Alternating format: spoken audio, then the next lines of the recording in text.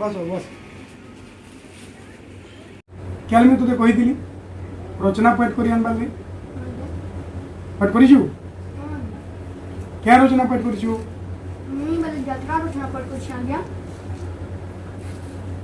नहीं खाली यात्रा रचना बेले हेबा परीक्षा रे कहानीटा भी पढ़ी पारे तोर प्रिय सांग विषय कह तो मोर बहुत टे सांग रचना गया से तो मित्र मोर प्रिय सांग होला सबुत प्रिय बने सूरज भोई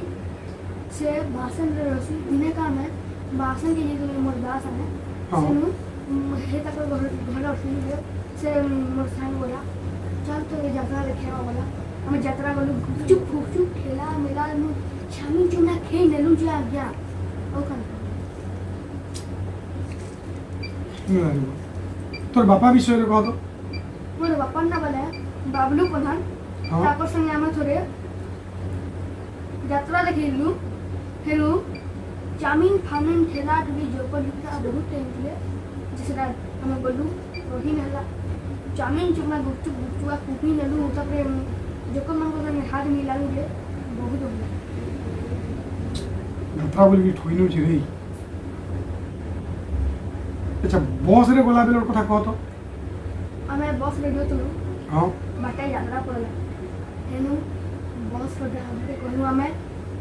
अटका तो रे बाबू हमें गुपचुप गुपचुप खेक रे हम बोलू और गलू गुपचुप फुकटू बैठी पहली पूरा करनी एलु बस रे हैंड लाइक करनी हमर बस रो यात्रा सफल लाग गया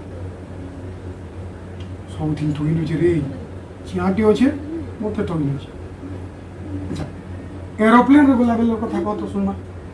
हमें एयरपोर्ट के गलू हां हेनु देखलु स्क्रीन रे जे एरोप्लेन 2 घंटा लेट सिला हां हमें बोल लुतलु हां पाखे देखलु जैसा हम के बोलिए जाता ये तरा हमें गोही ना पन आ गया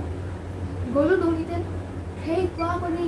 तापर एयरप्लेन आला हमें बसलु और ना के हमर एयरप्लेन में यात्रा कर सबु नई तार यात्रा